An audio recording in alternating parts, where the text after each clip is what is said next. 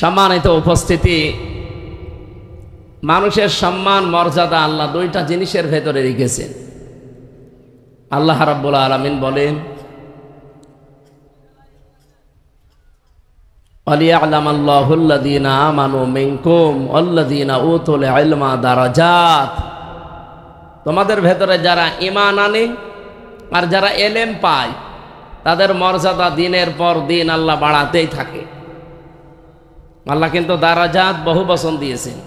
ইরফা, এটা মুজারি, ইরফাউল্লাহুল্লাযীনা আমানু মিনকুম, তোমাদের ভেতরে যেই ঈমান আনবে, আল্লাযীনা উতুল ইলমা দারাজাত, আর দুনিয়ায় যে এলেম পাবে, জ্ঞান পাবে, এই দুইটা গুণ যার ভেতরে আল্লাহ দেখবে, দিন যত যাবে তার মর্যাদা আল্লাহ বাড়াতেই থাকবে। তাহলে মর্যাদা মানুষের বাড়ে ইমানে আর এলেমে। এই দুইটা জিনিসের আবার কার্যকারিতা থাকা লাগবে। অনেকের ইমানও আছে, এলেমও আছে, কিন্তু বাস্তবতা নেই। মাওলানা ফরিদ উদ্দিন মাসুদ একটা নাম, এর নামের আগে মাওলানা আছে, কিন্তু এর নামের আগে মাওলানা লিখতে হলে ভেতরে যা লাগে এই জিনিসের আমল নেই। এই কথা বুঝতেছেন? জ্ঞান অনুযায়ী যারা আমল করে না আল্লাহর দরবারে এরা আলেম না। ওমান আযলামু মিম্মান কাতামা শাহাদাতান ইনদাহু মিনাল্লাহ। সূরা বাকারার 140 নম্বর আয়াতের মাঝের অংশে আছে। আল্লাহ বলেন, আমার কাছে বড় জালেম দুনিয়ায় ওই লোকটা যার কাছে আমার সাক্ষী আছে। কোরআন কার সাক্ষী বলেন তো? এ কোরআনের জ্ঞান থাকার পরও যারা এই সাক্ষীটা বাস্তবে আমল করে না, এগুলো চেপে রাখতে চায়, গোপন করে, এরা আল্লাহর কাছে বড় জালেম। ওনার জ্ঞান ছিল কিন্তু জ্ঞানটা কাজে লাগায়নি। জালেমের 5-8 গোলাম ছিল। ওনার এই বাংলাদেশে টার্গেটই ছিল একামতে দিন। কি করে এদের বিরোধিতা করা যায়, এদেরকে মানুষের সামনে কালার করা যায়, এদেরকে কি করে ডোবানো যায়, ওনার প্রতিদিনের কর্মসূচি এটা ছিল। এই জন্য আল্লাহ এরকম পৌঁছিয়ে দিয়েছে। এই জন্য জ্ঞান অনুযায়ী যারা আমল করে না ওরা কিন্তু বড় জালেম। ওরা কি পৃথিবীর সৃষ্টি জগতের ভেতরে আল্লাহ তার প্রতি একটা ঘৃণা তৈরি করে দেয়। আমরা আজ বাংলাদেশে 15.5 বছরে যারা এগুলো করেছিলেন তাদেরকে এই জাতি কিন্তু ঠিক ওই জায়গায় নিয়ে গেছে। আমরা আগামীতে শিক্ষা নিতে যাই, কেউ যেন এরকম বাতিলের 5-8 গোলামি না করে। আমার কথা বুঝতেছেন? সুতরাং যারা সম্মান মর্যাদা পেতে চান, ঈমান মাস্ট বি আনা লাগবে। আর ঈমান আনতে হলে কয়েকটা কাজ আগে করা লাগে, ওইগুলো আমরা করি না অনেকে। কেউ যদি ঈমান আনতে চায়, কোরআনে কারীম তাকে জানিয়েছে, ফামান ইয়াকফুর বিত-তাগুতি ওয়া ইউমিন বিল্লাহ। ঈমান আনতে চাও আগে তাগুত ছেড়ে দাও। প্রশ্ন আসতে পারে, তাগুত কাকে বলে? মা মানা তাগুত লুগাতান ওয়া শারহান। আমি তাগুতের অর্থ পড়েছি 4টা। 1 নম্বরে তাগুত হচ্ছে ওই শক্তি যে নিজে আল্লাহর বিধান মানে না, অন্য কেউ মানবে মানতেও দেয় না। এটা 15.5 বছরে অলরেডি আমরা দেখেছি। নিজেও মানতো না, কেউ যে মানবে মানতেও দিত না। কি কথা বলে না কেন? প্রশ্ন আসতে পারে, কই নামাজ তো নিজেও পড়তো, আমাদেরও পড়তো, মসজিদ বানিয়েছে 560টা, আর আপনি একই বলেন? আরে ভাই, মসজিদকে বাবার টাকা দিয়ে বানিয়েছে, সব তো সৌদির টাকা। এ মসজিদের পেছনে কি উদ্দেশ্য ছিল আপনি জানেন? আর কয়েকদিন যেতে দিতেন, ওখান থেকে বাবার নামে খুতবা তৈরি হতো। আমি 2016 সালে একবার হজে গিয়ে আরাফাতের ময়দানের পাশে মসজিদে নামিরা, এখানে কাবার ইমাম খুতবা দিচ্ছিলেন। উনি উচ্চারণ করলেন খুতবার ভেতরে, শহীদ জিয়াউর রহমান। ও বলছে, নাউজুবিল্লাহ, এই লোকটা যে শহীদ এমনি বলে নাই। বাংলাদেশে বঙ্গবন্ধুকেও মানুষ মেরে ফেলেছে, জিয়াউর রহমানকেও মেরে ফেলেছে। আজ পর্যন্ত কোনো মানুষের মুখে শুনেছেন যে শহীদ বঙ্গবন্ধু? না, আমি তো শুনিনি। কিন্তু জিয়াউর রহমানের নাম শুনলে মানুষ বলে শহীদ জিয়াউর রহমান। কি 2 জনকে 2 রকম নামে ডাকে কেন? 2 জনকেই তো মানুষ মেরে ফেলেছে। কারণ শহীদ এই শব্দটা যার তার নামের আগে পরে দেওয়া ঠিক না। আমরা যদিও অনেকের নামে লাগিয়ে দেই, শহীদ কত বড় কঠিন শব্দ জানেন? এটা এত মর্যাদা আল্লাহ দিয়েছেন শহীদদের। কেউ যদি শহীদ হয় আপনি বলতে পারবেন না যদি মরে গেছি। ওয়ালা তাকুলু লিমা ইউকতালু ফি সাবিলিল্লাহি আমওয়াত। আল্লাহ বলেন এ কথা কখনো বলবি না যে শহীদ যারা ওরা মরে গেছে, বালা হায়াউন, ওরা জীবিত। ওয়ালাকিল্লা তাশউরুন, কিন্তু তোমরা টের পাও না। সূরা আলে ইমরান 169 নম্বর আয়াতের আল্লাহ আরো বেশি আর এক ধাপ বাড়িয়ে বললেন, এত মুখ দিয়ে বলা যাবে না, অন্তরেও ধারণা করা যাবে না। ওয়ালা তাহসাবান্নাল্লাযীনা কুতিলু ফি সাবিলিল্লাহি আমওয়াতা, যারা শহীদ হয় কেউ যেন ধারণাও না করে যেন মরে গেছে। বালা হায়াউন ইনদা রাব্বিহিম ইরযাকুন, বরং তারা জীবিত এবং আমি আল্লাহ তাদেরকে রিজিক দেই। সুবহানাল্লাহ বলতে পারেন না? আপনি এই ফিলিস্তিনের ছোট ছোট বাচ্চারা, তারা নিজেরা, আমি গতকালকেও দেখেছি একটা বাচ্চা, সাংবাদিক বলছে যে বাচ্চাটা বলতে চায় যে আমার উপরে বোমা মারেন। আমি শুনেছি জান্নাতে নাকি খাবারের কোনো অভাব নেই। আমরা আসবো, আয়াতের প্রেক্ষাপট যেহেতু আসবে আমরা ওদিকে কথা বলবো। আমি যে কথাটা এখানে তুলতে চেয়েছি, শহীদ এ শব্দটা অনেক দামি শব্দ। কাবার ইমাম কেন জিয়াউর রহমানের নামে কথা বললেন? এই যে লক্ষ লক্ষ হাজী সাহেব আমরা পাড়া পৃথিবী থেকে যাই, যে নিম গাছের নিচে আশ্রয় নেই, এটা জিয়া গাছ বলা হয় ওই দেশে, শাজারাতু জিয়া, জিয়া ট্রি বলে। এই লোকটা এই কাজটা করেছিল, হাজার হাজার গাছ নিয়ে ওখানে না গিয়েছে। 40, 42, 45 ডিগ্রি সেলসিয়াস চলে। ওই প্রচণ্ড গরমে একটু ছায়া পেলে যে কি আনন্দ লাগে, কি মজা লাগে। যে লোকটার কারণে এই কাজটা হয়েছিল তার নাম জিয়াউর রহমান। এই জন্য মানুষ তার নাম শুনলে শহীদ জিয়া বলে। আমিও দোয়া করি লোকটার জন্যে, জীবনে যদি ওনার কিছু কবুল না হয় আল্লাহ যেন ওনাকে এই কাজের ওসিলায় মাফ করে দেয়। বলেন বলেন। তার আদর্শ মেনে যারা রাজনীতি করছে, আগস্টের 5 তারিখের পরে আমরা অনেকের চরিত্র পাল্টিয়ে যেতে দেখলাম। নবীজি বলেন, মানিদ দাগা মা লাইসা লাহু ফালাইসা মিন্না ওয়ালিয়াতাবাব্বা মাকআদাহু মিনান নার। মুসলিম শরীফের হাদিস, হযরতে আবু যর রাদিয়াল্লাহু তাআলা আনহু থেকে বর্ণিত। যেই জিনিস তোমার না, ওই জিনিস যদি তুমি নিজের দখলে নিয়ে নাও, নবীজি বলেন 2টা শাস্তি তার। 1 নম্বরে সে আমার উম্মত না, 2 নম্বরে তার নিজের স্থান সে যেন জাহান্নামে বুকিং করে নিল। আগস্টের 5 তারিখের পরে এই হাদিসের বাস্তব আমরা অনেক মানুষের জীবনে পেয়েছি। অনেকেই দেখলাম বাবা শাহজালাল সব হালাল করে নিল। ওই জিনিস কি আপনার? আপনি যে জোর করে দখল করে নিলেন অথবা চাঁদাবাজির মাধ্যমে, ছিনতাইয়ের মাধ্যমে নিয়ে নিলেন, এরকম চরিত্র দেশে অনেকের ছিল না? এখনো আছে না? আপনি নামাজ পড়তে পারেন, রোজা রাখতে পারেন, হজ করে আসতে পারেন, আল্লাহর কসম আপনি নবীর উম্মত আর নেই। ফালাইসা মিন্না, আপনি বের হয়ে গেছেন। আপনি রাগ না করে নিজেকে সংশোধন করেন।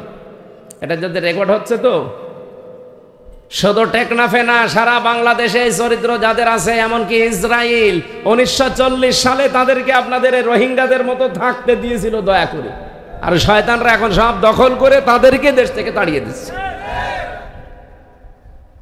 এই দখলদার, এই পৃথিবীর নিকৃষ্ট জাতি এখন এই ইহুদিরা।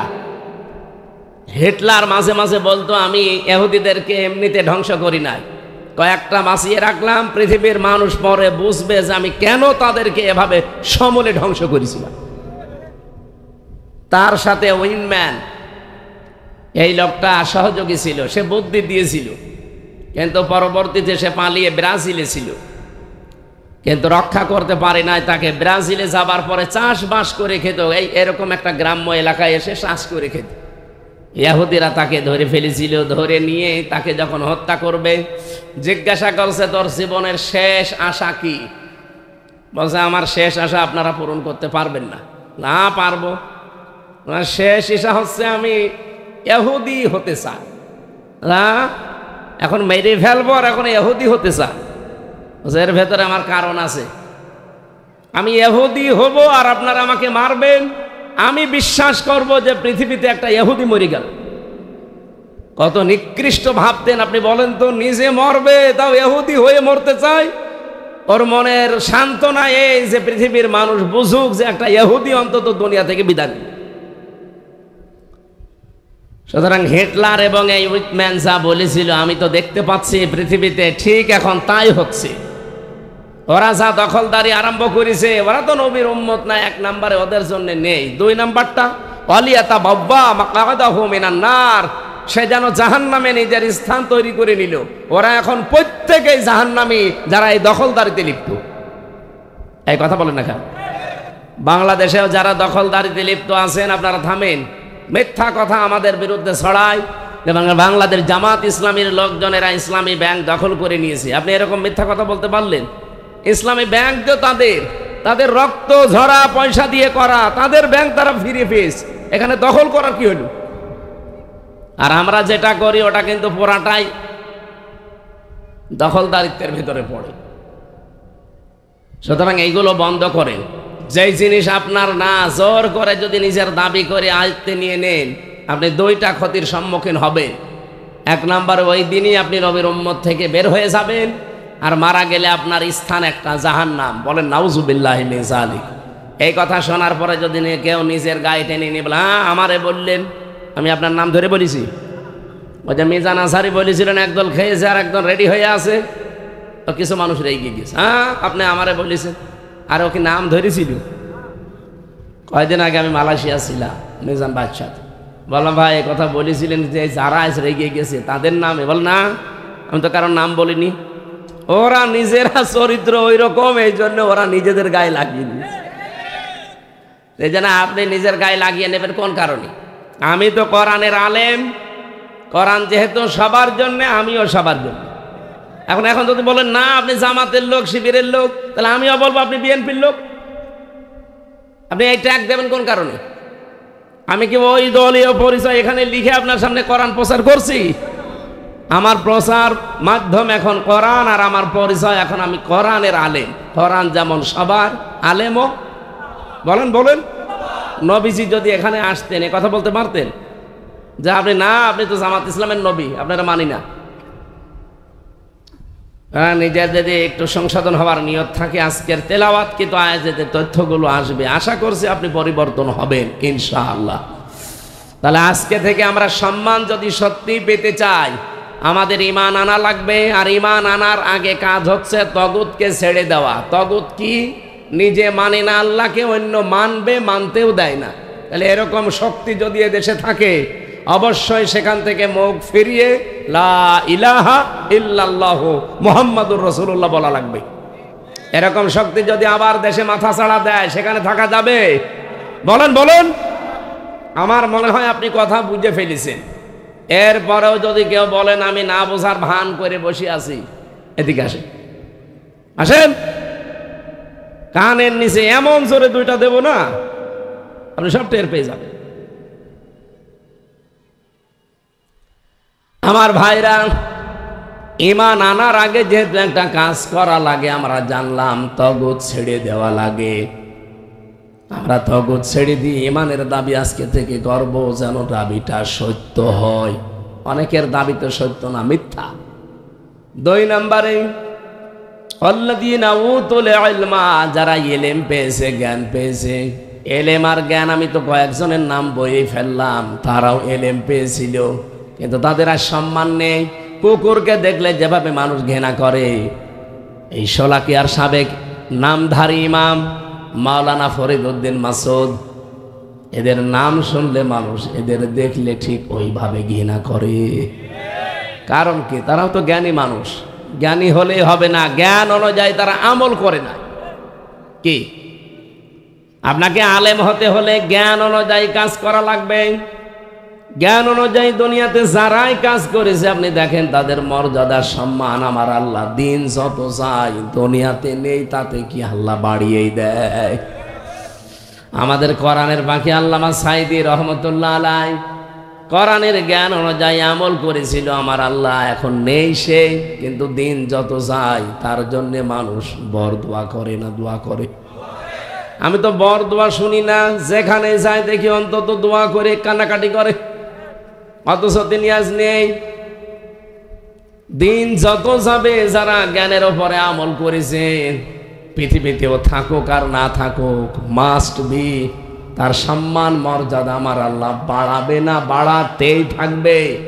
এরফা মজারে। এবার আসেন, এই যে আয়াত পড়েছিলাম আপনাদের সম্মান বৃদ্ধি করার জন্য, আয়াতের পরে দুইটা আয়াত আছে, এটা বলি আমি আয়াতের তাফসিরে চলে যাচ্ছি, ভালো করে শুনবেন। ফাইন্না মা'আল উসরি ইসরা, ইন্না মা'আল উসরি ইসরা। খুব ভালো করে শোনেন ভাই। আল্লাহ তাআলা উসরুন শব্দটা বলার আগে আলিফ লাম দিলেন, এর আগে মা দিলেন, এর আগে ইন্না দিলেন, এর আগে ফা দিলেন। তাফসীর পড়তে গিয়ে আমি মিলিয়েছি, এতগুলো শব্দ না দিয়ে আল্লাহ উসরুন ইসরুন এতটুকু বললে হয়ে যেত। কেননা উসরুনের আগে আলিফ লাম দিয়ে মারেফা করে নির্দিষ্ট করে কেন দিলেন? আর ইসরা এটা নাকেরা রেখেছেন অনির্দিষ্ট। যতগুলো তাফসির আমি মিলিয়েছি, আমি ক্লিয়ার হইনি। শেষে তাফসিরে ফি জিলালিল কোরআন থেকে আমার কাছে এটা ক্লিয়ার হয়েছে। আল্লাহ পাক জানাতে চেয়েছেন, অবশ্যই পৃথিবীতে যদি কেউ একটা কষ্ট সহ্য করে তিনটা কারণে, আবার বলছি, আপনি যদি দুনিয়াতে একটা কষ্ট সহ্য করেন তিনটা কারণে, মাস্ট বি ইসরা। এটা যেহেতু অনির্দিষ্ট নাকেরা, মুফাসসির বলেন কমপক্ষে দুনিয়া আখিরাত মিলিয়ে আপনাকে আল্লাহ ৭০টা আনন্দ ভোগ করাবে। না, আপনি বোঝেননি। আমি কিন্তু প্রশ্ন করব আবার, আপনি কষ্ট ভোগ করলেই হবে না, কষ্টটা পাওয়া লাগবে তিনটা কারণে। কয়টা? পৃথিবীতে অনেকেই কষ্ট পায়, কিন্তু এই তিন কারণের বাইরে। এই জন্য তাদের কষ্টের পরে যে আল্লাহ সুখ দেবে সেটা দেয় না। কি কথা বুঝতেছেন? কে বুঝলেন বলেন? কষ্ট তো হাসিনাও পেয়েছিল। কি চলে যাওয়ার দিন কি কান্নাকাটি দেখেছেন? কষ্ট পায়নি? কষ্টের পরে যে আল্লাহ বলেন ইসরা, আমি সুখ দেব, কই সে তো সুখ পায়নি। আর ৮.৫ মাস চলছে, দিন যত যায় তার দুঃখ তত বাড়ে। আপনি কি বুঝেছেন? হ্যাঁ, পান খেলে হবে? পান খাওয়া বন্ধ করে না দুটো। আমি আবার রিপিট করছি, আল্লাহ যেহেতু নিজে রিপিট করলেন আয়াতটা আবার আর একবার, ইন্না মা'আল উসরি ইসরা। এক কথা দুইবার বললেন, শুধু প্রথমে ফা বেশি দিয়েছেন। একটা কষ্ট যদি দুনিয়ায় আপনার হয়, কারণ কয়টা? আরো জোরে বলেন। এই তিন কারণের বাইরে যদি কেউ কষ্ট পায়, তার জন্য পরে সুখ অপেক্ষা করছে, কথা কোরআনে নেই। কিন্তু কষ্টটা যদি তিনটা কারণে হয়, অবশ্যই আপনি কমপক্ষে ৭০টা আনন্দ পাবেন। তাহলে ১ নম্বরে কষ্ট পাওয়া লাগবে আপনাকে আল্লাহর জন্যে, ২ নম্বরে কষ্ট পাওয়া লাগবে রাসূলুল্লাহর জন্যে, ৩ নম্বরে কষ্ট পাওয়া লাগবে মানবতার জন্যে। আমি যে হাসিনার নাম বললাম এমনি বলি নাই, ও কষ্ট পেয়েছিল আগস্টের ৫ তারিখে, কিন্তু আল্লাহর জন্যে, রাসূলুল্লাহর জন্যে, মানবতার জন্যে। কিসের জন্যে? ওর অপরাধের জন্যে। ও কষ্ট পেয়েছে, কিন্তু এই তিন কারণের এক কারণে পাইনি আমরা, পেয়েছে ওর পাপের কারণে। বলেন, এই জন্য দুনিয়াতে আমরা যারা কষ্ট পেলাম, বিশেষ করে এই ১৫.৫ বছরে যারা কষ্ট পেয়েছেন আল্লাহর জন্যে, রাসূলুল্লাহর জন্যে, মানবতার জন্যে, মাস্ট বি এই পৃথিবী আর আখিরাত মিলে আপনাকে আল্লাহ ৭০টা শান্তি সুখ ভোগ করাবে। এই ১৫.৫ বছরে যারা ৫০টা কষ্ট পেয়েছেন, কয়টা না পাননি? কত মানুষ এখানেও বসে আছে ১৫.৫ বছরে বাড়ি থাকতে পারে নাই, গাছতলায়, বাঁশতলায়, কবরস্থানে। কথা বলেন, এখানে কত মানুষ এভাবে রাত কাটিয়েছে, তারা কষ্ট হয়নি। বছরের পর বছর স্ত্রীর কাছে যেতে পারে নাই, কোথায় আছে সে নিজেও জানে না। আপনাদের এলাকা তাও তো আছে। আপনি খুলনা বিভাগের সাতক্ষীরায় যান, বুলডোজার দিয়ে বাড়ির পরে বাড়ি তারাই 15.5 বছরে হাজার হাজার ইসলামী আন্দোলন যারা করে তাদের বাড়ি ঘর মাটির সাথে মিশিয়ে দিয়েছে। আল্লাহ ঠিক যেন ওইটা উল্টিয়ে 2025 সালের ফেব্রুয়ারির 5 তারিখে আযাবুল বুলডোজার নাসিল করেছিল। ওরা ভেঙেছে সাতক্ষীরায়, আর আযাবুল বুলডোজার সর্বপ্রথম ভাঙা আরম্ভ হয়েছে 32 নম্বর। এটার নাম হচ্ছে আযাবুল বুলডোজার। নাম কি? আযাবুল বুলডোজার। ওই দিন যারা একটু মাথা ছাড়া দিয়েছিল তাদেরটাও আযাব নাজিল করেছে। আমার কুষ্টিয়ার হানিফ সাহেবের বাড়ি তো আগস্টের 5 তারিখে বিকালবেলা মাটির সাথে মিশিয়েছে। যতটুকু 2-1টা ছিল এই ফেব্রুয়ারির 5 তারিখে আরো মিশিয়ে দিয়েছে। আমি চিন্তা করেছি এই আয়াতটা নিয়ে যে দুনিয়াতে সত্যি যারা কষ্ট পাবে ইসলামের জন্য একটা, তাকে আল্লাহ 70টা সুখ ভোগ করাবে।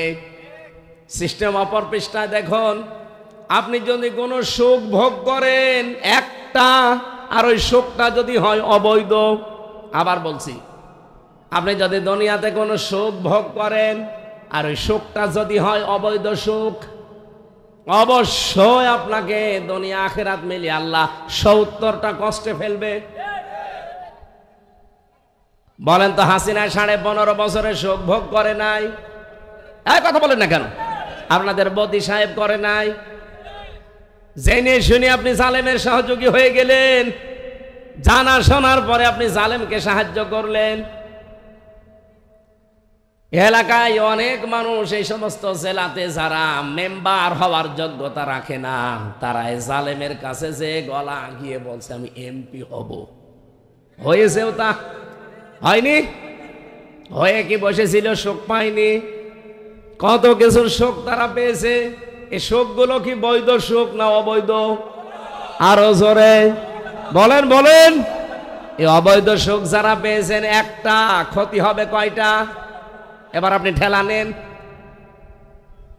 আমরা যদি এই 15 বছরে 50টা কষ্ট পেয়ে থাকি, এক একটা 70টা হলে 50টায় হয় 3,500। 3,500 সুখ আমরা সামনে পাবো। এটা আমি বানালাম। আলাল আখিরাতু খায়রুল লাকা মিনাল উলা। হে নবী, আপনার আগের চাইতে পরে ভালো। আগে যাই গেছে, সামনে আমাদের ভালো অপেক্ষা করছে। ওয়ালা সাউফা ইউতিকা রাব্বুকা ফাতারদা। রব্বুল আলামিন বলেন, হে নবী, অবশ্যই আমি আল্লাহ আপনাকে এমন কিছু অতি শীঘ্রই দেব যাতে আপনি খুশি না হয়ে পারবেন না। আল্লাহ যেহেতু ওয়াল এবং লাম দিয়েছেন, সাউফা দিয়েছেন, একটা তাকিদ আর একটা দ্রুত। আল্লাহ বলেন ওয়ালা সাউফা, অবশ্যই, অতি তাড়াতাড়ি, খুব দ্রুত। ইউতিকা, হে নবী, আপনাকে আমি এমন কিছু দেব ফাতারদা, যাতে আপনি রাজি হয়ে যাবেন। ও বাংলার 96-92 ভাগ মুসলমান, কান খাড়া করে শোনেন। এদেশের প্রকৃত মুসলমান যারা আমরা আছি, কখনো আমরা খুশি হতে পারি না যতক্ষণ কোরআন রাষ্ট্রীয়ভাবে কায়েম না হবে। আমরা ওই দিন পরিপূর্ণ সন্তুষ্ট হয়ে যাব যখন চর্মচোখে দেখতে পাবো আল্লাহর এই কালাম দিয়ে বাংলার 56,000 বর্গ মাইল চলছে। এটা কারা দেখতে চান দেখি? লিল্লাহে তাকবীর। এই দেখেন তো, হাত তোলেন কে?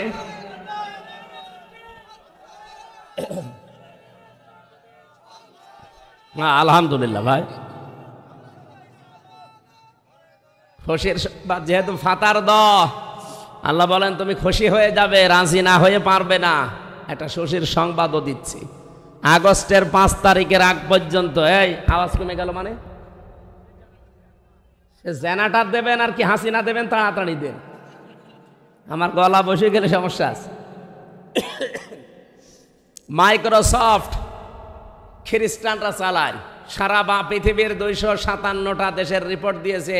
এই এপ্রিল মাসের আজকে 10 তারিখ না, 1 তারিখে ওরা রিপোর্ট লাগিয়েছে তামাম দুনিয়ার 257টা দেশের, বাংলাদেশও আছে তার ভেতরে। আগস্টের 5 তারিখের আগ পর্যন্ত এই দেশে মাত্র 100 জনের 15 জন চাইতো এ দেশে ইসলাম কায়েম হোক, তার ভেতরে আনোয়ারি সাহেব একজন। এই কথা বলছে না কেন?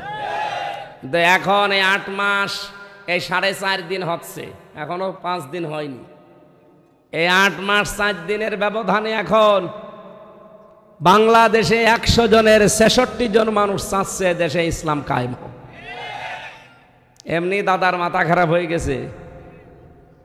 54 বছরে কোনোদিন দাদা হাত জোড় করেছে, অথচ 3 দিন আগে করলো। কথা বলছেন কেন? ব্যাংককে দেখেছেন না ডক্টর মোহাম্মদ ইউনূসকে দেখে আগেই দাদা আমার হাত জোড় করবে, অথচ এতদিন আমারই হাত জোড় করা লাগতো।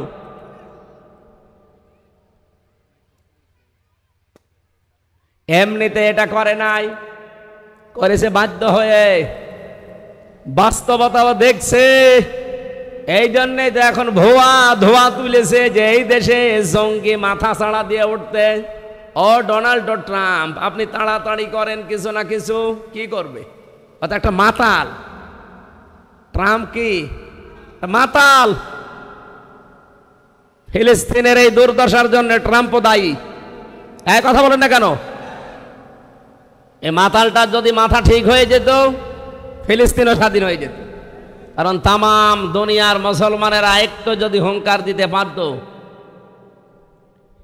এই ট্রাম্পকে এখন মোদি সাহেব এইটাই বোঝাচ্ছে, দেখেন এই দেশে জঙ্গি ভরে যাচ্ছে, মৌলবাদ বেড়ে যাচ্ছে, এই দেশে সংখ্যালঘু নির্যাতন বেড়ে যাচ্ছে। এটা যে তাহা মিথ্যা কথা, তামাম দুনিয়ার এই রিপোর্ট যারা দিচ্ছে আন্তর্জাতিকভাবে তারা এখন দেখতে পাচ্ছে না। আগস্টের 5 তারিখে এই বাংলাদেশ নিরাপদ হচ্ছে ইসলামপন্থীদের হাতে।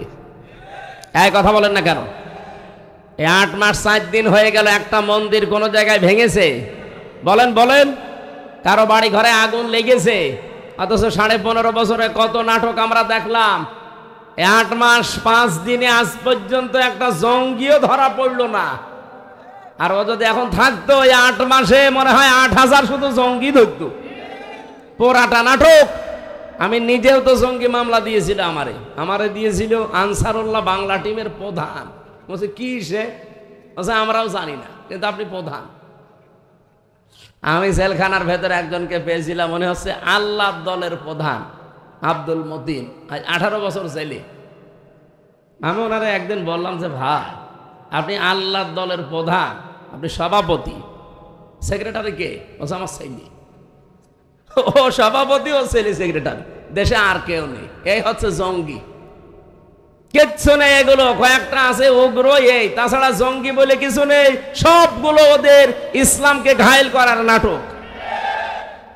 অন্য কাউকে কিন্তু ধরতো না। দেখেন এই দেশে জঙ্গি বলে চালিয়ে দিতে হয় একামতে দিনের নেতা কর্মী এরা, আর খুব খুব অল্প কিছু ধরেছিল কওমি মাদ্রাসার কিছু আলেমদের। যাতে মাতাল হলো তাহলে ঠিক ছিল। আমার ভাইরা, আমি যে কথা তুলেছিলাম, এখন থেকে যদি সত্যি একটা সুখ আপনি ভোগ করে থাকেন অবৈধভাবে, এক একটা সুখের কারণে কমপক্ষে আপনাকে 70টা দুঃখ ভোগ করা লাগবে। এ কথা কার? মিথ্যা হওয়ার সম্ভাবনা আছে? বলেন তো, পরকীয়া প্রেম যারা করে সুখ পায় না, শান্তি পায় না?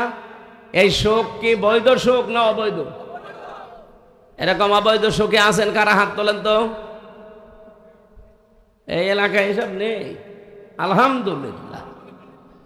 ভালো তো, পরকীয়া প্রেম এই জেলায় নেই, কালকেই পত্রিকায় দিয়ে দেব। না সত্যি কি এরকম নাকি? না ভালো। আপনারা তো সব আবার উপরে থাকেন অল টাইম। বাবা শাহজালাল আমার আসার সময় আজকে প্রশাসন ধরেছিল গাড়ি, হুজুর ওয়াজ করতে যাচ্ছে, আবার কথা বলবেন, এই এলাকায় এগুলো খুব বেশি চলে। এই জিনিস যারা খান, যারা নিয়ে আসেন,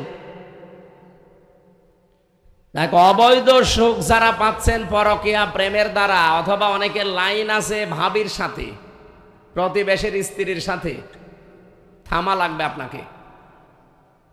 এই অবৈধ লাইনে যদি সুখ পান একটা, কষ্ট পাবেন কয়টা? আরো জোরে। এগুলো পেতে চান? আল্লাহ আমাদেরকে আয়াত দুটো বাস্তব জীবনে অনুধাবন করার তৌফিক দিন। আর যারা আশায় আছেন যে বুবু চট করে চলে আসবে, এগুলো ডাহা মিথ্যা কথা। কারণ এক একটা অবৈধ সুখ ভোগ করার কারণে তার কপালে এখন ৭০টা করে দুঃখ আল্লাহ দেবে। আর আল্লাহর কথা আল্লাহ মিথ্যা প্রমাণ করবে? মাস্ট বি, আল্লাহ দেখাবে।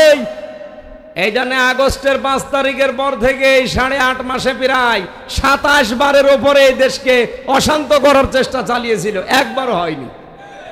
কারণ এগুলো সব আল্লাহ কন্ট্রোল করছে। না, তোর যা অপরাধ, তোর এক একটা অপরাধের শাস্তি হবে ৭০টা। আগে তোর হয়ে যাক, তারপরে চট করি। ও এখনই বলছে চট করি। আর এই চট করে শোনার পরে অনেকে বুকে সাহস সঞ্চার করে। কালকে ঢাকা মিরপুরে পিটানি খেয়েছে, চোর তো মানুষ কি মারা মারে, ওরে আরো বেশি মেরেছে। ওই বুবুর সাথে লাইন করে একটা বিশৃঙ্খলা তৈরি করার চেষ্টা ছিল। ছাত্র জনতা এখন অনেক সজাগ। ধরার পরে এমন পিটানো পিটিয়েছে, দেখলাম একেবারে গরু ছাগলের মতো রক্ত বের হচ্ছে।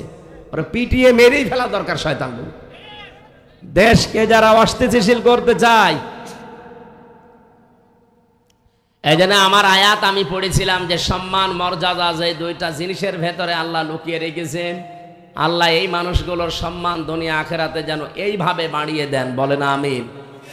সবাইকে নিয়ে মহান রব্বুল ইজ্জাত ওয়াল জালালের দরবারে শুকরিয়া আদায়ের মাধ্যমে আজকের তেলাওয়াতকৃত আয়াত, আমাদের আলোচনার বিষয় সোজা কথা। কি বললাম?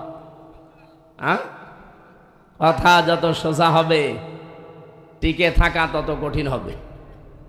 এ পৃথিবীতে যারা সোজা কথার উপরে, সোজা রাস্তার উপরে ছিল, তারা কি ফুল বাগানে ছিল? না।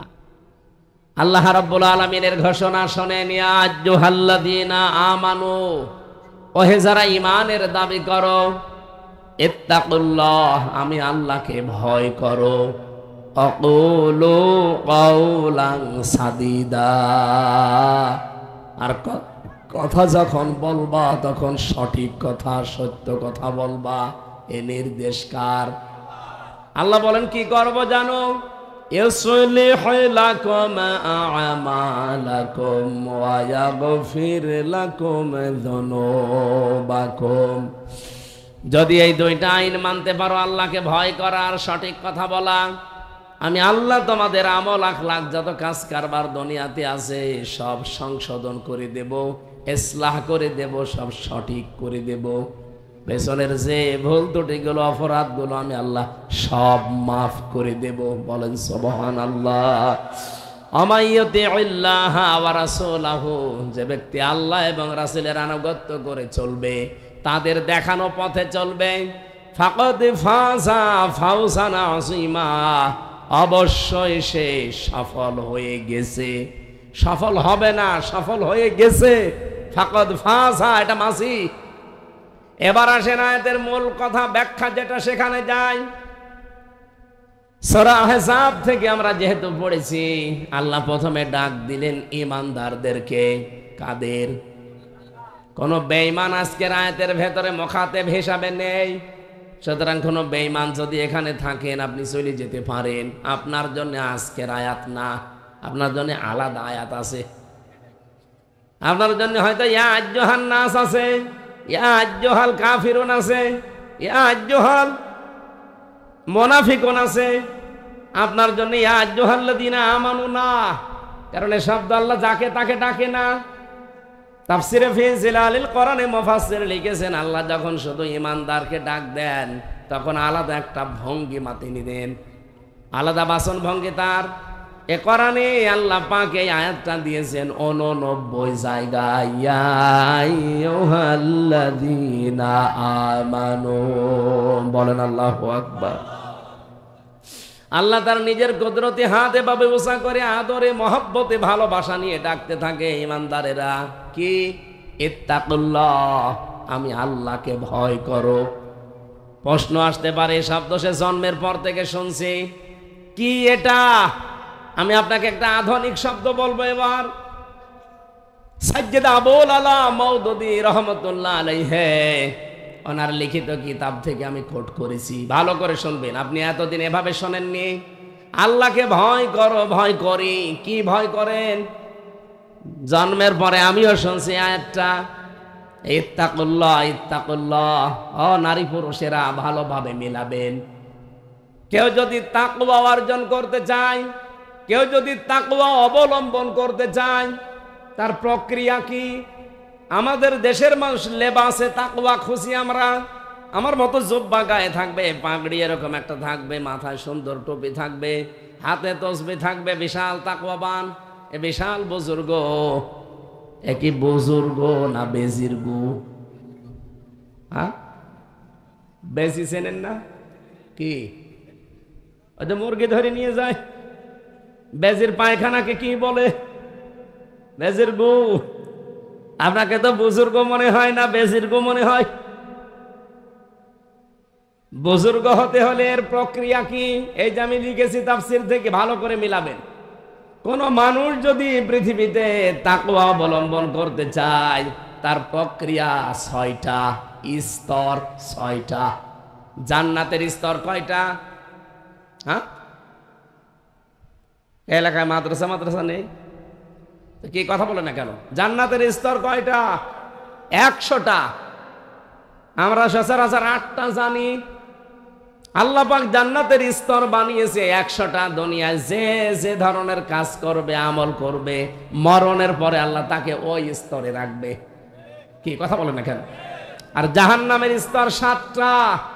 দুনিয়াতে যে যে ধরনের অপরাধ করবে, আল্লাহ তাকে ওই স্তরে রাখবে।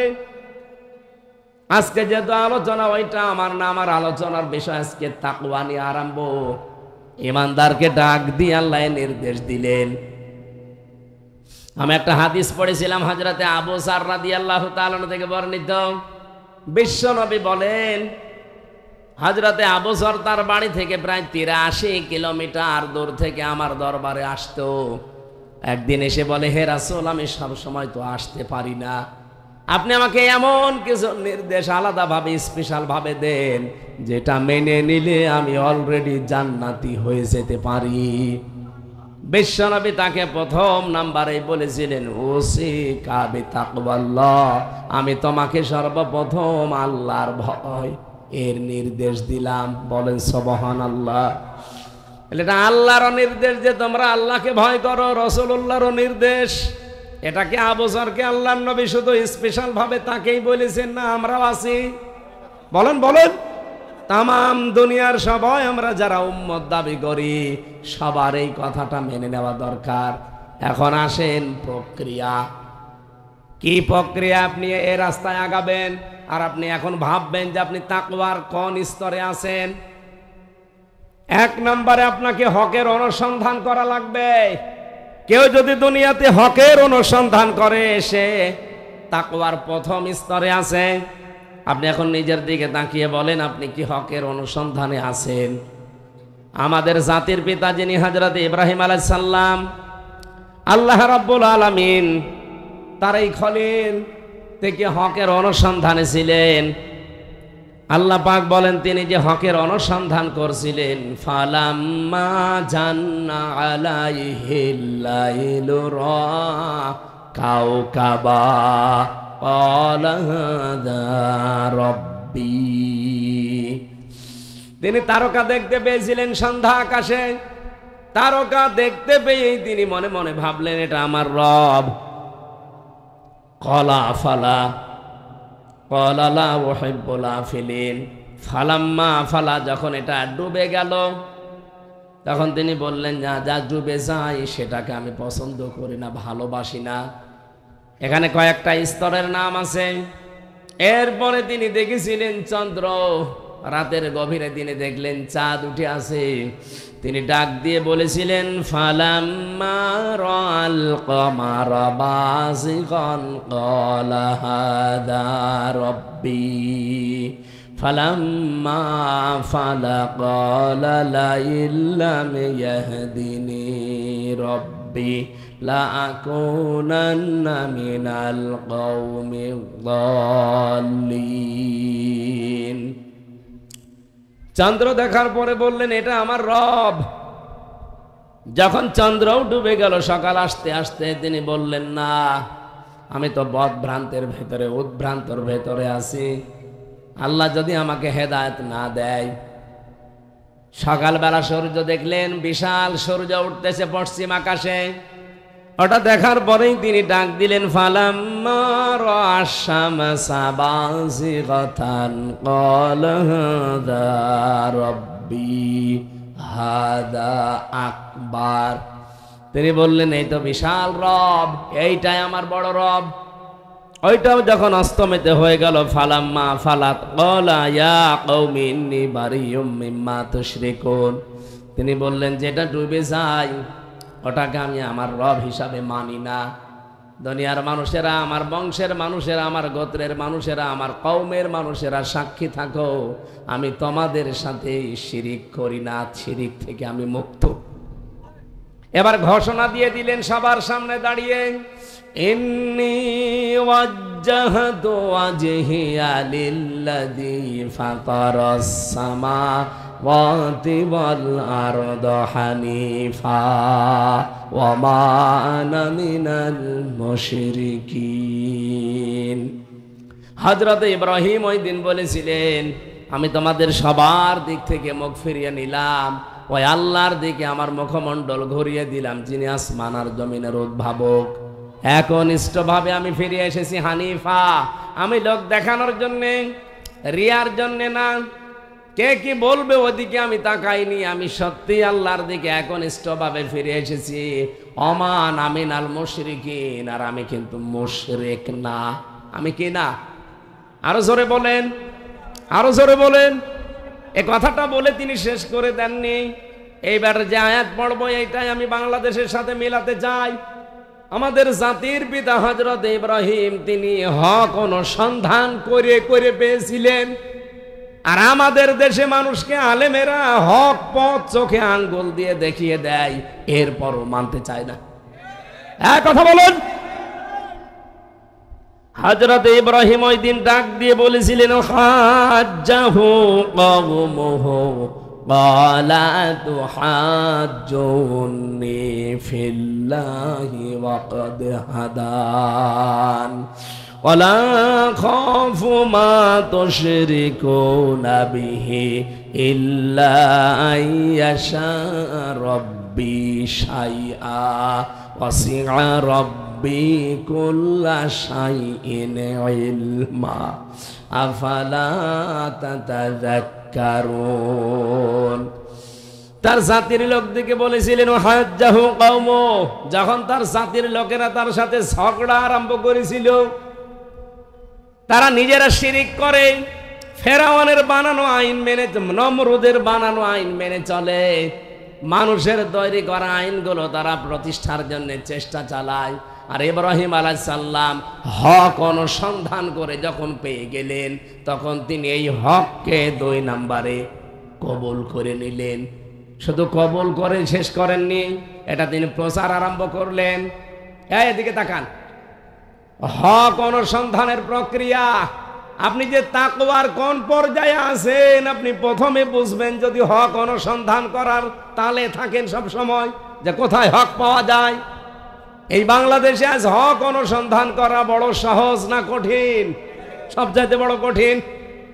সবাই তো বলে আমরা হক, আট রসিয়ে বলে আমরা হক, দেওয়ান বাগির মতো ভণ্ড বলে আমরা হক, এমনকি মাঝ ভান্ডারি নজিবুল বশর ও কিন্তু এতদিন হক বলে চলতো।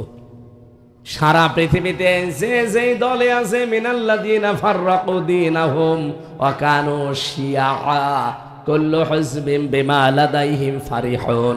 হে নবী, দেখবেন পৃথিবীতে যে যেই দলে আছে, ওই দলের কর্মসূচি নিয়ে আনন্দে আছে যে আমি সঠিক আর ওগুলো সব ভুয়া। সবাই তো হকের দাবি করছে।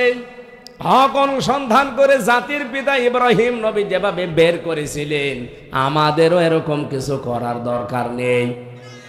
যদি হক আপনি পেয়ে যান, এদিকে তাকান, যদি সত্যি হক আপনি পেয়ে যান, হক পায় কারা? যারা অনুসন্ধান করে। এবং হক কারা? সারা বালাদের ভেতরে আপনি 5টি কর্মসূচি দেখবেন। ফাক্কু রাকাবা আও ইতআমুন ফি ইয়াউমিন যী মাসগাবা, ইয়াতীমান যা মাকরাবা আও মিসকিনান যা মাতরাবা, সুম্মা কানা মিনাল্লাযীনা আমানু ওয়া তাওয়াসাউ বিস-সাবরি ওয়া তাওয়াসাউ বিল মারহামা। এখানে 5টা গুণের কথা আছে। এই 5টা গুণ যারা অর্জন করেছে দুনিয়ায়, তারা হেদায়েতের উপরে আছে, তারা হক পথে আছে। এই বাংলাদেশে এখন প্রায় 74টার উপরে দল কাজ করছে, ধর্মীয় এবং জেনারেল মিলে। সবাই তো আর হক না, কি বলেন বলেন? আপনি কোরআনের সাথে মিলান, 5টা কর্মসূচি যাদের কাছে পাবেন, কোরআন বলছে তারা হেদায়েত প্রাপ্ত দল, তারা হক দল। ফাত্তাবিউস সিরাতাল আযম, তাড়াতাড়ি যাদের দ্বারা ইসলাম কায়েম হওয়ার সম্ভাবনা বেশি, তোমাদের নির্দেশ দিলাম। এটা ইবনে ওমর থেকে বর্ণিত, বিশ্বনবী বলেন, মুসলিম শরীফের হাদিস। ফাত্তাবিউস সিরাতাল আযম, যাদের দ্বারা ইসলাম কায়েম তাড়াতাড়ি সম্ভাবনা বেশি, তোমরা দল মত নির্বিশেষে তাদেরকে সাপোর্ট দিবা, সমর্থন করবা বেশি। এটাকে আমি বানালাম হাদিসটা। বলুন বলুন। ফামান সাজ্জা সাজ্জা মিন্না, কেউ যদি এই হক প্রতিষ্ঠা যাদের দ্বারা দ্রুত সম্ভব এদেরকে সাপোর্ট না করে, সে যেন নবীর উম্মত থেকে বের হয়ে যায়। সূরা বালাদের এই 13 নম্বর আয়াত থেকে 18 নম্বর আয়াত পর্যন্ত বাড়ি যে আজকে মিলাবেন, বাংলাদেশে 64 না 74 না 74,000ও যদি দল থাকে, একটা হক দল আছে আর আপনি খুঁজে পাবেন। ফাক্কু রাকাবা, যারা মানুষের কাঁধ থেকে শৃঙ্খল দূর করতে চায়। বলেন তো, এই পৃথিবীতে মানুষের দাসত্ব মুক্ত করার জন্য কত মানুষ তো চেষ্টা চালাচ্ছে। এই বাংলাদেশে আমি একটা দলকে বেশি পেয়েছি অগ্রসর, যারা মানুষের তৈরি করা আইন মুখে লাথি দিয়ে বিদায় করে আল্লাহর তৈরি করা আইন কায়েম করতে চায়। কথা বলুন।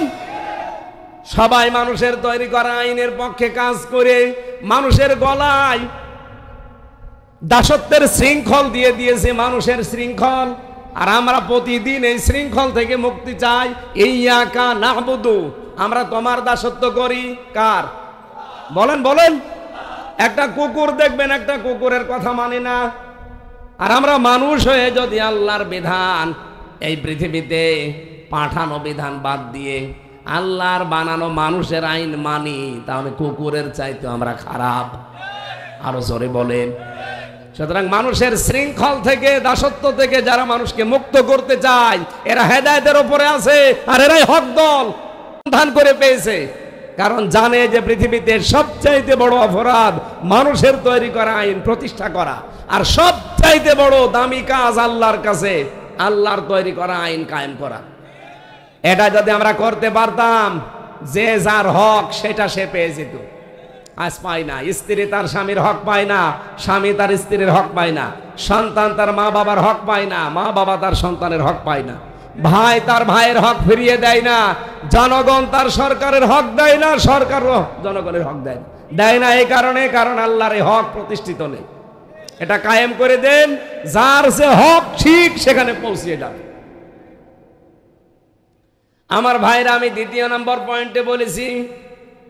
1 নম্বরে কি পেলাম? ফাক্কু রাকাবা, যারা মানুষের শৃঙ্খল থেকে মানুষকে মুক্ত করতে চায়।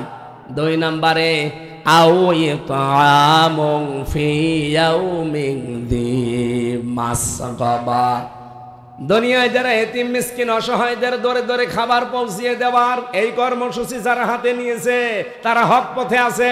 আমি তো বাংলাদেশের 64 জেলায় ঘুরি, আমি দেখতে পাচ্ছি বাংলাদেশ জামাত ইসলামী, ইসলামী ছাত্র শিবির এই কর্মসূচি হাতে নিয়েছে।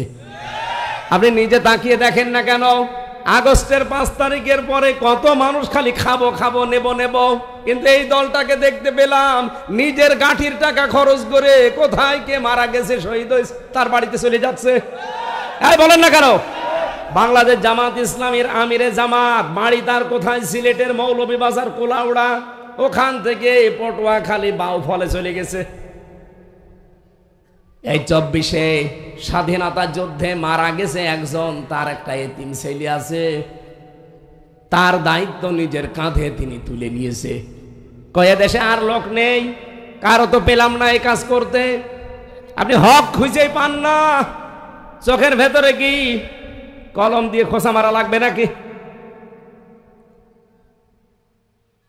ইয়াতীমান যা মাকরাবা, যারা এতিম নিকট আত্মীয় এদের খোঁজ খবর নেয়। আর এই গুণটাও আমরা এদের ভেতরে পাচ্ছি। এখন যদি বলেন হুজুর এদের কথা বলেন তো এদের সাথে মিলে গেলাম করব কি? আপনার সাথে তো মেলে না, আপনার সাথে মেলে চাঁদাবাজি। কে কথা বলছেন কেন? আপনার সাথে যেটা মেলে ওটা বলি, ওটা বললে তো এখন আগুন ধরে যাবে আমরা গায়ে। যেটা মেলে না আমি বলবো কি করে? আমি কি আয়াত বানাবো?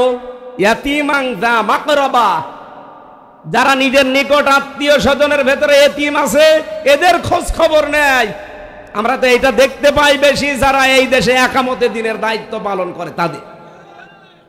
আও ইতামুন ফি ইয়াউমিন জি মাসগাবা, 4 নম্বরে যে মানুষগুলো দুনিয়ার ময়দানে ধুলি মলিন, মাতরবা ধুলি মলিন যারা অসহায়, এরকম মানুষের খোঁজ খবর নেয়, এদের অভাব যারা দূর করে দেয়।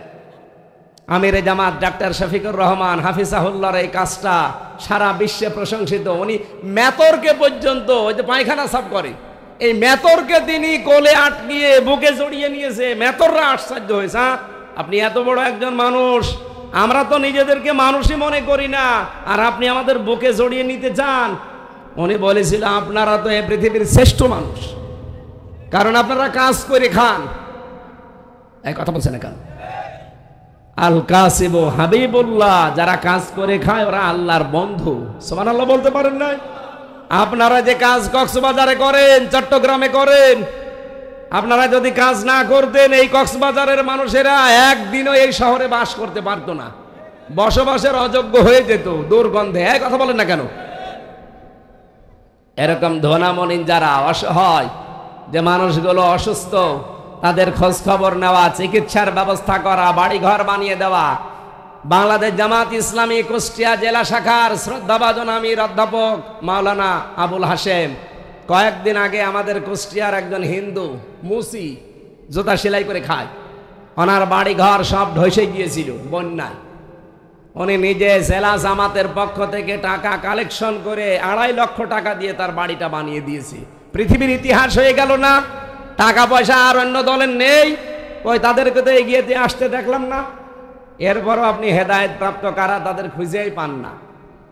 সুম্মা কানা মিনাল্লাযীনা আমানু, এরপরে আরো গুণ, তারা ঈমান আনবে, ঈমান আনার পরে ওয়াতাওয়াসাউ বিস-সাবরি, একে অন্যকে ধৈর্যের উপদেশ দেবে। এত কিছু হয়ে যাওয়ার পরও আমরা ধৈর্য হারা হইনি, ইনশাআল্লাহ হব না। ওয়াতাওয়াসাউ বিল মারহামা, একে অন্যকে রহম দিল হওয়ার কি রহম দিল হওয়ার জন্যে একে অপরকে তারা পরামর্শ দেবে, উপদেশ দেবে। উলাইকা আসহাবুল মাইমানা, এরাই হচ্ছে ডানপন্থী। আর ডানপন্থী যারা, এরা জান্নাতি, এরা হেদায়েত প্রাপ্ত। সুবহানাল্লাহ বলতে পারেন না? সম্মানিত ভাইরা, আপনাদেরকে আমি আহ্বান জানাচ্ছি কোরআন দিয়ে, আমি কিন্তু বানিয়ে বলি নাই। এটা যার সাথে মেলবে সূরা বালাদের 13 থেকে 18 নম্বর আয়াত, মনে করবেন আল্লাহর ভাষায় তারা হেদায়েত প্রাপ্ত, তারা মুত্তাকি। আর যদি না মেলে কারোর সাথে, আপনি নিজেই দরকার হয় আরেকটা তৈরি করেন। এই জন্য হকের অনুসন্ধান যদি করতে থাকেন, আপনি হেদায়েতের 1 নম্বরে মুত্তাকির প্রথম স্তরে আছেন। হেদায়েত যদি পেয়ে যান, আপনাকে ওটা আবার কবুল করা লাগবে, গ্রহণ করা লাগবে। অনেকে পাওয়ার পরেও নিতে চায় না। 3 নম্বরে ওটা প্রচার করার দায়িত্ব নেওয়া লাগবে আপনাকে। 4 নম্বরে হকের উপরে আপনাকে দৃঢ় থাকা লাগবে। এইটা বড় কঠিন।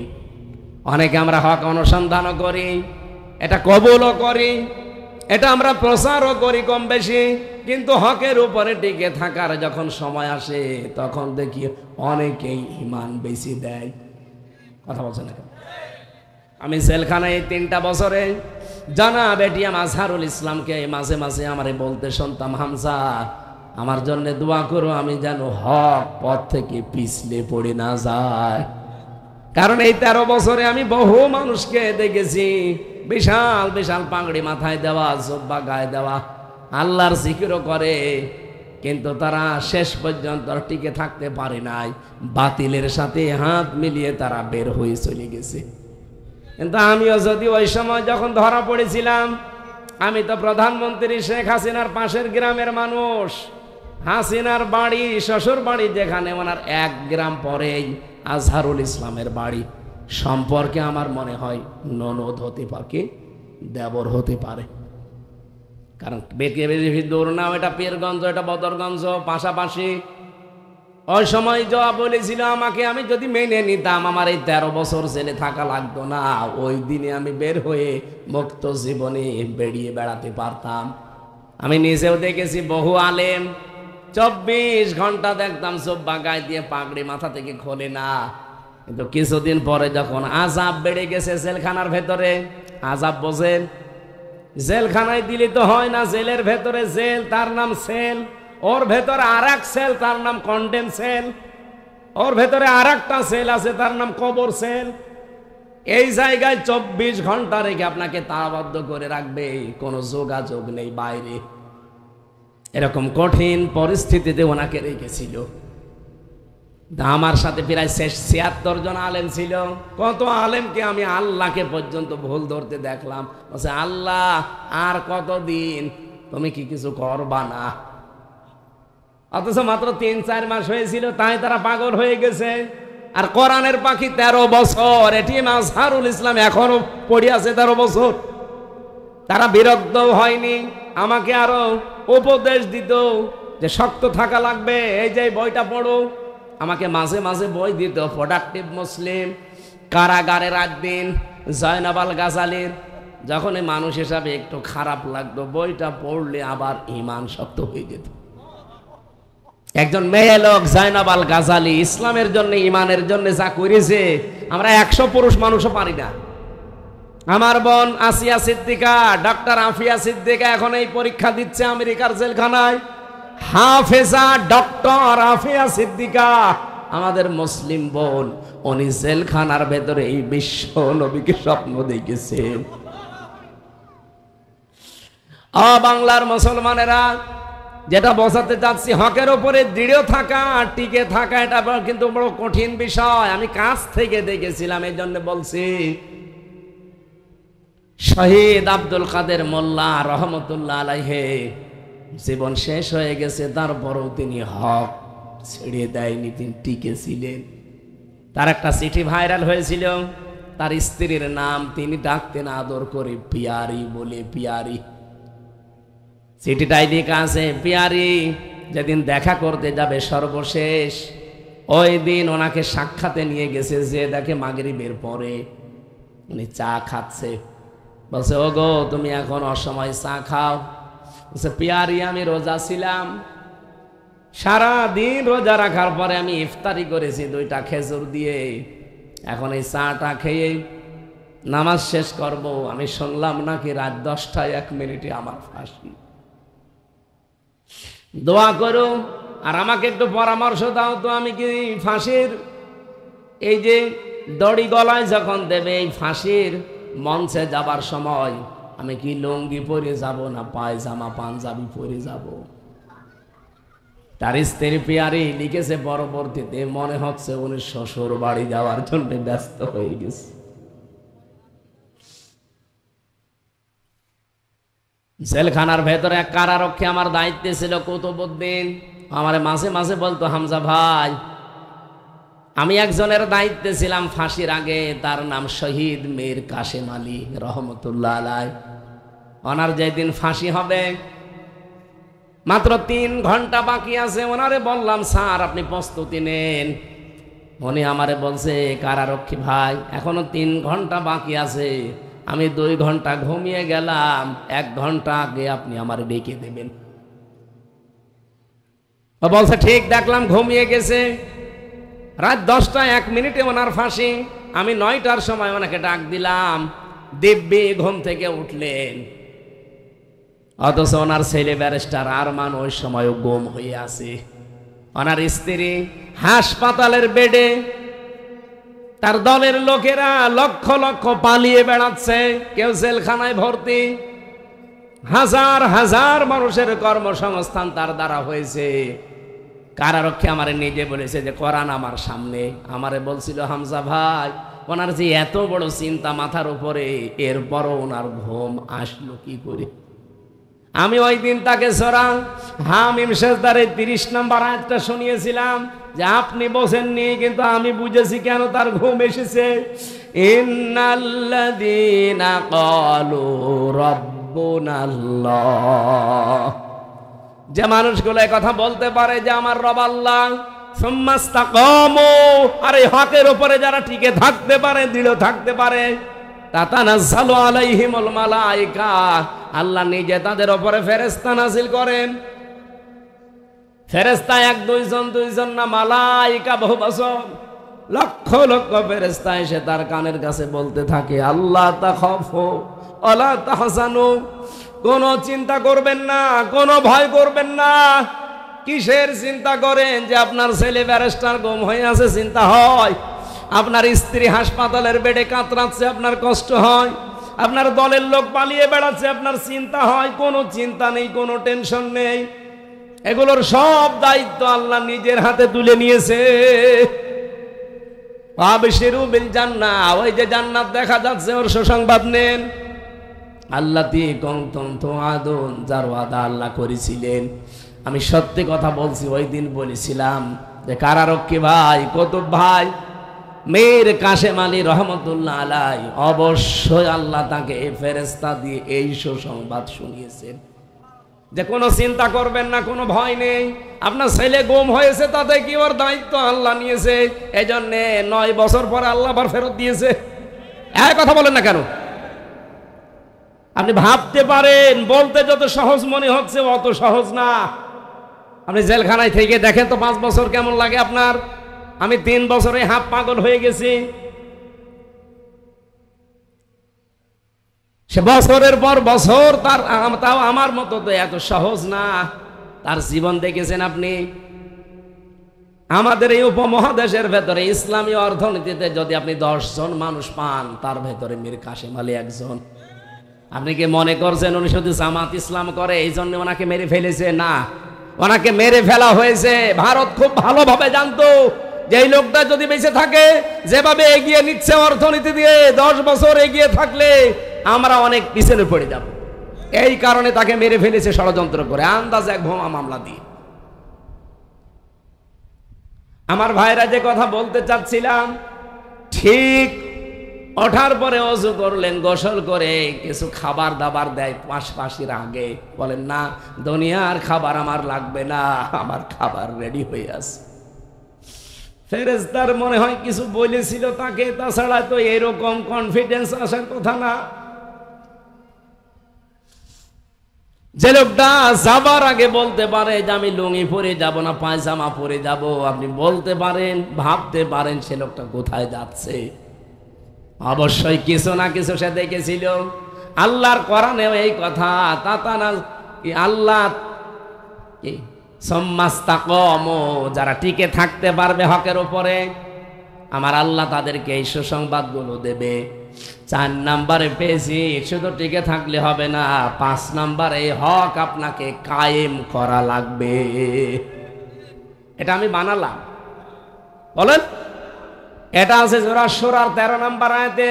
এই পৃথিবীতে একমাত্র হক দিন ইসলাম। এই জন্য নাকিমুদ্দিন ওয়ালা তাতাফাররাকু ফি, সবাই মিলে দিন কায়েম করো, এখানে কোনো ফতোয়াবাজি করবা না। এই বাংলাদেশে এখন একটা পরিবেশ এসেছে, ইসলামকে কায়েম করা, দিন কায়েম করার একটা পরিবেশ আল্লাহ তৈরি করে অলরেডি দিয়েছে। চরমনায়ের পীর মুফতি সৈয়দ রেজাউল করিম হাফিজাহুল্লাহ গতকালকেও বলেছে, আমরা এই দেশে বহু মানুষের শাসন দেখেছি, এবার আমরা ইসলামের শাসন দেখতে চাই। সবাই মিলে আমরা ইসলামের এক বাক্স দিতে চাই। এই জায়গায় যদি কোনো মানুষ ফতোয়াবাজি করে যে না এটা গণতন্ত্র, এটা অমুক অমুক, না, ফতোয়াবাজি এই জায়গায় করলে সেটা জানবেন ইসলামের এবং দেশের শত্রু। পিটিয়ে ওরে একেবারে আলু ভর্তা বানিয়ে ফেলবেন। কিছু শয়তান এখনো দেখছি মাথা ছাড়া দিচ্ছে। সেদিন সিলেটে 3 কোটি টাকা ওই আওয়ামী লীগের কাছ থেকে খেয়ে ফতোয়াবাজি করেছে যে জামাত ইসলাম ওদের আকীদা ঠিক নেই। পরে একজনকে ধরেছে, 12 জনের ভেতরে একজনকে ধরেছে। এমন পিটানো পিটিয়েছে, বলছে আমারে পিটাবেন না, আমি সব বলে দিচ্ছি। যে কি করেছিস বল? বলছে এই ফতোয়াবাজি করার জন্য আমাদের 3 কোটি টাকা দিয়েছে আমাদের নেতারা। এই কারণে এই কথাগুলো বলছিলাম। যারা এরকম মাথা ছাড়া দিয়ে উঠবে, বুঝবেন পেছনে কোনো দুর্বিসন্ধি আছে। আমি ওনাদেরকে পরের দিন বলেছিলাম, যাক ফতোয়া দিয়েছেন দেন, অন্তত টাকাগুলো তো হালাল হয়েছে। এরকম বিভিন্ন জায়গায় টাকা খাবেন, ফতোয়া দিয়ে হালাল করে নেবেন। না, সামনে হক কায়েম করার একটা পদ্ধতি আল্লাহ আমাদেরকে একটা পরিবেশ তৈরি করে দিয়েছে। এখনো যদি আপনি সুযোগ হাতছাড়া করে ফেলেন, 100 বছরে এই সুযোগ আর আসবে না। আন্তর্জাতিক যত চাপ আছে ইনশাআল্লাহ আমরা আল্লাহকে রাখবো। আল্লাহুম্মা ইন্না নাজআলুকা ফি নুহুরিহিম ওয়া নাউযু বিকা মিন শুরুরিহিম। অবশ্যই আমার আল্লাহ এই ষড়যন্ত্রের মোকাবেলায় আল্লাহকে আমরা রেখে দিয়েছি, উনি যথেষ্ট। তো ভেতরে ভেতরে যে কাজ আছে এগুলো আমাদের করা লাগবে। 6 নম্বরে হক কায়েম হলে আপনাকে সাহায্যকারী হওয়া লাগবে। এইটা সামনে আসতেছে, এগুলো প্রক্রিয়া বললাম। হক এই পৃথিবীতে যদি কেউ তাকওয়া অবলম্বন করতে চায়, এই 6টা প্রক্রিয়া। আপনি এখন বলেন আপনি কোন ধাপে আছেন? আপনি কি অনুসন্ধানে আছেন? আপনি কি কবুল করার আছেন, প্রচারে আছেন, টিকে আছেন, নাকি হক কায়েমের পথে আছেন, না হক কায়েম হলে সাহায্য করবেন বলে মন স্থির করেছেন? বলেন কোনটায় আছেন আপনি এখন? নিজে যেটায় আছেন হকের ওই প্রক্রিয়ায় আছেন আপনি। এইভাবে তাকওয়া অর্জন যদি আমরা এই পথ অবলম্বন করতে পারি, ওয়াকুলু কাওলান সাদীদা, আর কথা বললে এই সত্য কথা বলা লাগবে। অন্য আয়াতের ভেতরে আমি ব্যাখ্যা পেয়েছি, ইয়া আইয়ুহাল্লাযীনা আমানুত্তাকুল্লাহা ওয়া কুনু মা'আস সাদিকিন। হে ঈমানদারেরা, আল্লাহকে ভয় করো আর সত্যবাদীদের সঙ্গী হয়ে যাও। সত্যবাদী মানে শুধু সত্য কথা বললেই মানুষ সত্যবাদী হয় না। সত্যকে সত্য জানার পর যারা দ্বিধাহীন চিত্তে মেনে নিতে পারে, এই মানুষগুলোকে বলা হয় সাদিকিন।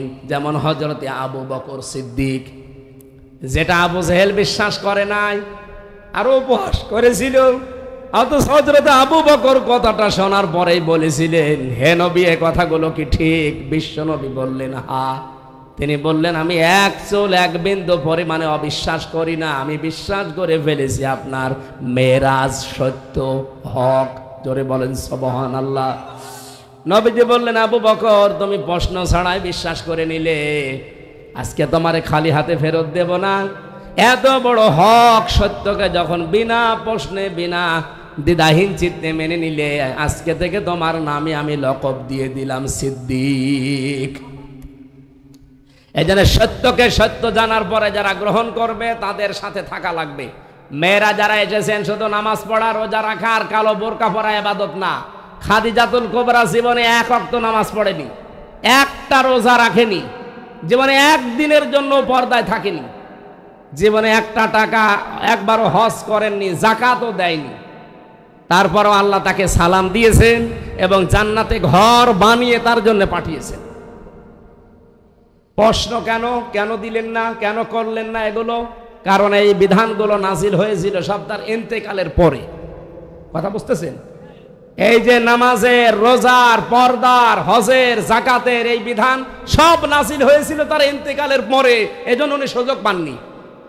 তারপরও তাকে আল্লাহ সালাম দিয়েছেন, জান্নাতে ঘর বানিয়ে সুসংবাদ দিয়েছেন। একটা কারণ পেয়েছি, তার পুরা জীবনে আমি কয়েকবার পড়ে পেয়েছি একটাই কারণ, জীবনে কোনোদিন সাংসারিক আল্লাহর নবীর মনে তিনি কোনোদিন কষ্ট দেননি। এখানে আমরা যারা আছি, জীবনে আমাদের কোনো স্ত্রী আমাদেরকে একদিনের জন্য মনে দুঃখ দেয়নি এমন একজন স্বামী হাত তোলেন তো। একজন, আলহামদুলিল্লাহ। আপনি কি বউ পেয়েছেন না ফেরেশতা পেয়েছেন? হ্যাঁ, ফেরেশতা। তাছাড়া আমরা এখানে কেউ পারলাম না। এই সম্মানিত মা বোনেরা, ও কার স্বামী দেখেন তো, এটা কোন আল্লাহর ওলি? ওই একটা বাদ দিয়ে বাকি আমরা কোনো স্বামী হাত তুলতে পারলাম না। এমন কে চেয়ারে বসে আছে এরা মনে হয় বিয়ে করেনি। না, আশা করছি আপনাদেরকে আল্লাহ খাদিজাতুল কুবরার মতো যেন বানিয়ে দেন। শুধু নামাজ পড়া, রোজা রাখা আর কালো বোরকা পরা ইবাদত না। স্বামী এটা জান্নাতে যাওয়ার একটা মাধ্যম, জায়েজ কাজে তাকে খুশি রাখা লাগবে। এবার যদি প্রশ্ন ওরা উল্টিয়ে করে, হুজুর একটু বলেন তো যে জীবনে স্ত্রীর মনে একদিনের জন্য দুঃখ দেয়নি এরকম স্বামী আছে কিনা? না, নেই। প্রতিদিন আরো 8-10টা করে দুঃখ দিচ্ছি। এর পরে পক্ষে আমার এখন 7টা কথা আমি হাদিস থেকে যেগুলো নোট করেছিলাম, যে আবু যর রাদিয়াল্লাহু তাআলা আনহুকে ওই দিন নবীজি 7টা কথা বলেছিলেন, আর এক একটা কথার পরিবর্তে 2টা করে উপকার কথা বলেছিলেন। যদি তুমি আল্লাহকে ভয় করো তাহলে জীবনের যত কর্মকাণ্ড আছে সব আল্লাহ সৌন্দর্য মণ্ডিত করে দেবে, আর পৃথিবীর সৃষ্টি জগতের ভেতরে তোমার আলাদা একটা সম্মান মর্যাদা আল্লাহ বাড়িয়ে দেবে। এরকম প্রতিটি ওনাকে উপদেশ দিয়েছেন, আর 1-2টা করে উপকারের কথা বলেছিলেন। আল্লাহ আমাদেরকে আয়াতটা বাস্তবে আমল করার তৌফিক। আমার গলা ভেঙে যাচ্ছে ভাই, এখন 4:30 পার হয়ে গেছে, এখনই আজান হবে, আপনারা নামাজ পড়ে বাড়ি যান। আল্লাহুম্মা আমিন।